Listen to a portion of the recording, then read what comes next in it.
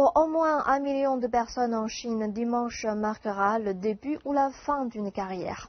Ils viennent de passer le concours de la fonction publique, mais il leur sera difficile d'obtenir le poste de leur rêve au gouvernement.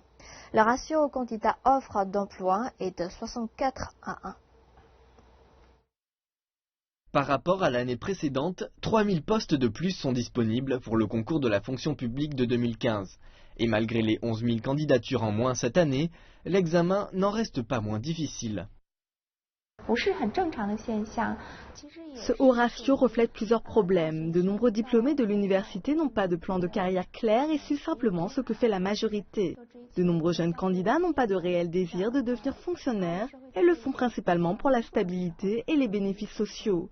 Toutefois, je pense que ce ratio va continuer à diminuer dans le futur, car il y a désormais de meilleurs services d'orientation dans les universités, davantage d'aides gouvernementales pour les entrepreneurs, et la campagne anticorruption a également poussé les gens à revoir leur choix. Depuis son arrivée, le nouveau gouvernement a produit de nouvelles régulations détaillées pour abolir le style de travail bureaucratique et extravagant et encourager la frugalité parmi les fonctionnaires. Autrefois considérée comme une garantie en raison de sa stabilité et de ses bénéfices généreux, aujourd'hui, la fonction publique est bien moins associée au statut social et au pouvoir. Si certaines positions attirent des milliers de candidatures, comme c'est le cas pour la douane de Shanghai, d'autres, se trouvant dans des parties bien moins développées dans le nord-ouest du pays, attirent beaucoup moins.